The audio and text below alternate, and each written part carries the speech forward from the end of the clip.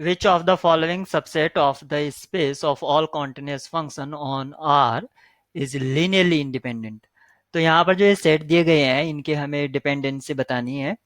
तो आप यहाँ पर देखिए, अगर मैं इस सेट की बात करूं तो x जो है वो साइन x का या साइन x x का मल्टीपल नहीं होता है।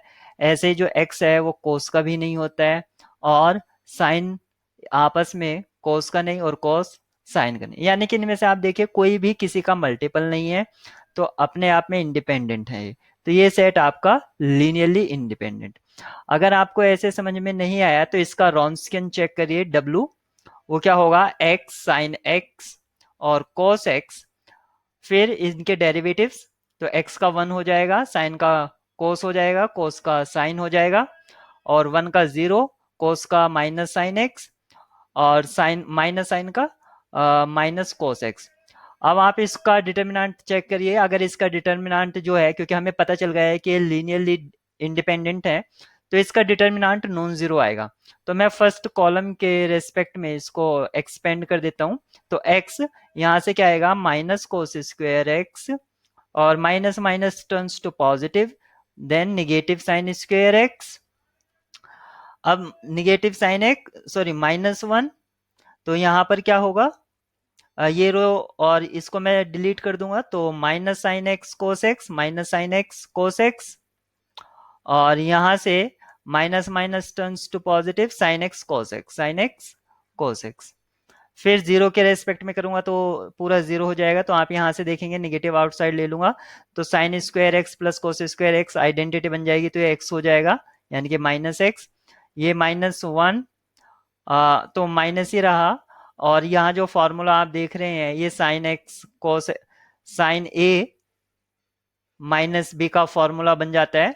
तो ये जो फॉर्मूला हो जाएगा साइन एक्स माइनस एक्स।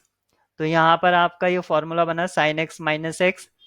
तो यहाँ पर ये क्या हुआ, साइन जीरो और साइन जीरो का वैल्यू जीरो, तो यानी कि माइनस एक्स आपका एक तरह से नॉन जीरो वैल्यू आ जाते हैं, अगर एक्स आपका नॉन जीरो है तो। ठीक है, ये जीरो के बराबर नहीं आता है, यानी कि माइनस एक्स आता है, तो डिटर्मिनेंट जो है इसका नॉन जीरो है। अदरवाइज अगर हाँ समहाउ अगर मैंने कैलकुलेशन में मिस्टेक कर दी है तो आप चेक कर सकते हैं, बट डिटर्मिनेंट इसका नॉन जीरो आएगा। अब आप इसको देखिए यहाँ पर, तो इसका भी आप ऐसे ही करेंगे, इसका रॉन्स्कियन चेक कर लीजिए। अगर रॉन्स्कियन जीरो है तो आप डिपेंडेंट कह देंगे, नहीं है तो लीनियरली इंडिपेंडेंट कह देंगे।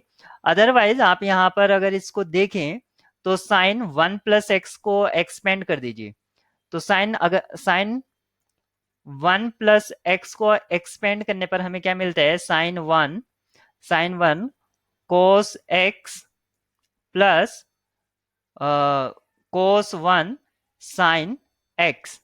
तो इसको आप स्केलर मान लीजिए, यानी कि C1, और इसको आप V1 मान लीजिए, इसको आप C2, क्योंकि साइन वन का एक फिक्स वैल्यू होगा, ऐसे ही कोस वन का एक फिक्स वैल्यू होगा, तो इसको आप स्केलर मान लीजिए। तो ये आपका C2 हो गया और ये आपका V2 हो गया। तो अगर ये V1 और ये V2 है आपका, ये V1 V2 हो गए, तो ये लीनियर कॉम्बिनेशन में आ गया। तो यानी कि ये जो थर्ड वेक्टर था ये लीनियर कॉम्बिनेशन है अपने प्रीवियस टू का, यानी कि अदर टू का। तो ये क्या हो गया, ये सेट डिपेंडेंट हो जाता है आपका। अदरवाइज आप रॉन्स्कियन इस मेथड से भी आप चेक कर सकते हैं। अगर इसको देखें तो यहाँ पर cos 2x है, इसको जो आइडेंटिटी होता है उसको भी एक्सपेंड कर दीजिए। तो cos 2x का जो वैल्यू होता है वो होता है one minus sine square x. अब इसको आप लिख सकते हैं 1.1 माइनस वन और साइन स्क्वेयर एक्स। तो ये आपका एक वेक्टर हो गया, एक वेक्टर ये हो गया। तो जो वेक्टर थे साइन स्क्वेयर एक्स और वन, तो cos 2x को, यानी कि जो ये बीच वाला है, इसको हम लिख पा रहे हैं अदर टू के लीनियर कॉम्बिनेशन में। तो ये भी आपका डिपेंडेंट हो जाता है। और इसको भी चेक कर लीजिए, ये क्या है हमारे पास, जो s है वो है one x minus x square x plus x square और 3x। तो इसमें कितने वेक्टर हैं, एक दो तीन चार, चार वेक्टर हैं। तो यानी कि इसका जो थ्री ऑर्डर डेरिवेटिव होगा, यानी कि थर्ड ऑर्डर जो डेरिवेटिव होगा हायर, वो जीरो होगा, क्योंकि यहाँ पर मैक्सिमम पावर टू है। तो ये कितने बार तक डेरिवेट कर सकते, इसको डिफरेंशिएट कर सकते हैं, जैसे सपोज करो ये एक्स स्क्वायर है, तो इसको मैं पहली बार डिफ्रेंशिएट करूंगा तो 2x आ जाएगा, फिर सेकंड टाइम करूंगा तो ये 1 आ जाएगा, यानी कि इसको आप ऐसे नेगलेक्ट करके चलिए, यहाँ पर 1 आ जाएगा x का, और फिर इसका जो थर्ड आएगा वो 0 आएगा। तो यानी कि जब हम इससे रॉन्स्कियन इसका रॉन्स्कियन लिखेंगे तो ऊपर का चाहे कुछ भी आए, लेकिन लास्ट का जो रो आएगा वो 0 0 0 इस तरह से आएगा, जो कि 4x4 मैट्रिक्स होगा।